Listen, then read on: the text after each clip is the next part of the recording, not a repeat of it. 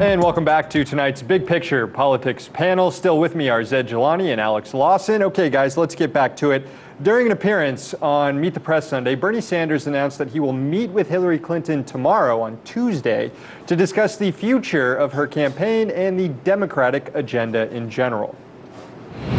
I will be meeting with Secretary Clinton on Tuesday evening, I believe, and we will be chatting about her campaign. And I simply want to get a sense of what kind of platform she will be supporting, whether she will be vigorous in standing up for working families and the middle class, moving aggressively in climate change, health care for all, making public colleges and universities tuition free. And after we have that kind of discussion and after we can determine whether or not we are going to have a strong and progressive platform, I will be able to make other decisions. Based on comments like that, I think it's pretty clear Bernie Sanders is saying the right things he needs to say to eventually hand this over to Hillary Clinton down the road. Whether or not certain liberals and Hillary Clinton supporters want to hear those words coming from him. My question is, how do you see this meeting playing out, Alex? Do you think there will be some sort of, the supporters of both camps got pretty bitter during this primary race, but I'm not sure if the two candidates themselves actually did. And I actually take issue with the idea that that a bulk of their supporters Let me clarify. On Twitter, exactly. The supporters really went after each other. Which I believe is incredibly distortive. In fact, when you look at the polling, it's been pretty consistent. There really is no unity problem on the left. And a lot of folks who voted for Bernie Sanders voted for him to do exactly what he's doing, which is all power resides in the people, and they said, we want you to carry our voice for a bold, progressive vision for America. And right now, he is going to try to use as much power as he has to move the system in that direction. Bernie Sanders is a very astute politician. He knows how to use all of the various levers that are available to him to try to lock in as many gains for this bold, progressive vision as possible. Zed, Alex clearly doesn't spend as much time on Twitter as you and I do, which is probably good for you. But my question is, what's the big difference between Bernie Sanders dropping out tomorrow night or Wednesday and dropping out formally at the DNC?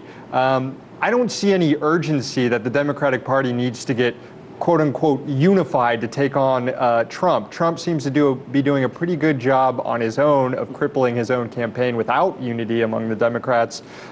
Wouldn't it just be helpful if Bernie can keep his promise to as many supporters that he's going to fight on to the convention and maybe have some sort of cathartic experience there?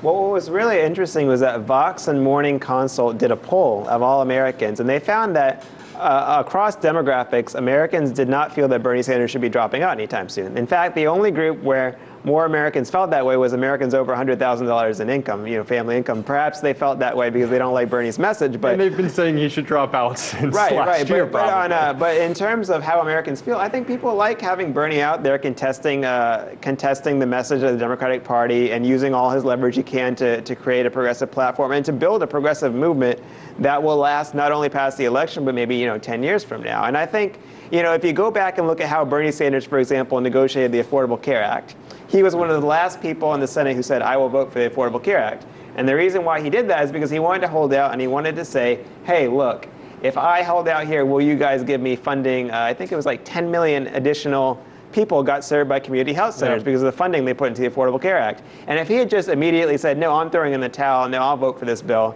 that those 10 million people wouldn't have access to those community health centers. So I think that's informing a lot of how he engages in politics these days and how he's going to continue to engage through the convention. And that was an extremely important provision in the Affordable Care Act. And Bernie Sanders has been a successful legislator doing things exactly like that in a number of bills, which speaks to Alex's point that this guy is a gifted politician and a gifted legislator, which a lot of people don't give him the credit for because of his, his appearance and the way he talks and because a lot of people don't pay attention, and that's fine. But what they should do is look at his history. Look look at the fact that this senator knows exactly how to leverage the movement that he's built to do a few things. One of them, importantly, is to keep the movement going so that it doesn't just end with one campaign, but continues to build power around these economic populist ideas that he has given voice to. And as Zed said, I mean, you really have to look at his history to see that he understands you don't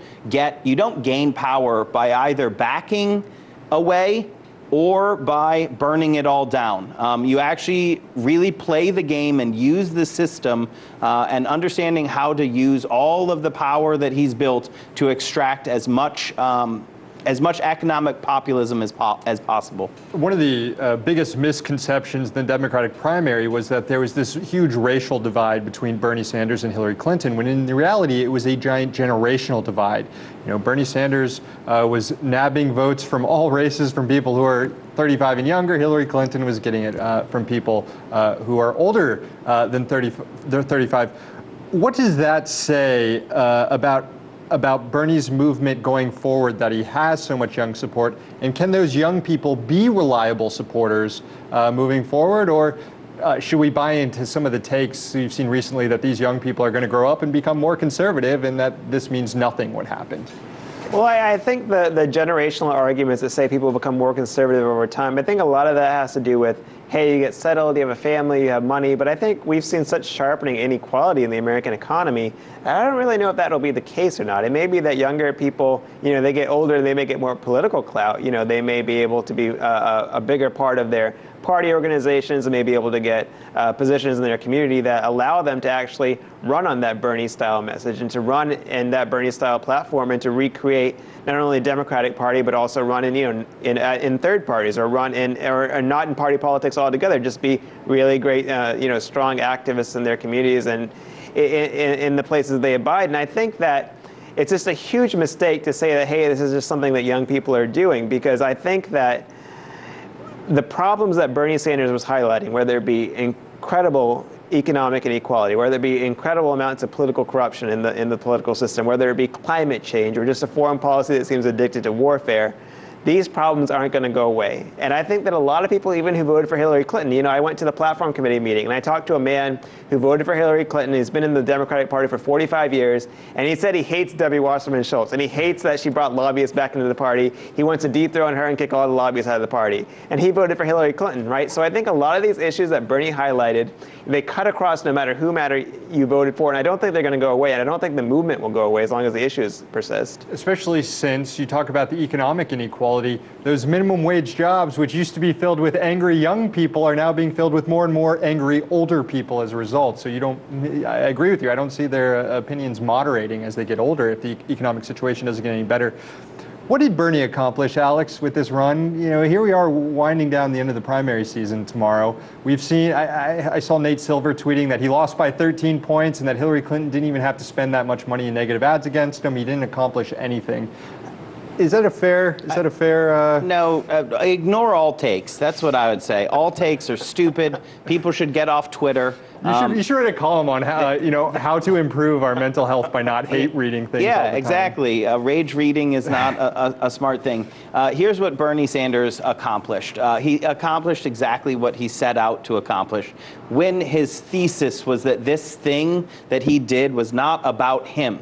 It was not about him, and it wasn't about one campaign. It was about telling the Democratic DC establishment clearly that the future belongs to the American people who are sick and tired of a Wall Street-led policy that enriches people in New York and in DC and leaves everyone else out in the cold. And here's what it was. Bernie Sanders stood up, and yes, he does have a loud voice, and yes, he stands at the lectern, but that's not what it was about.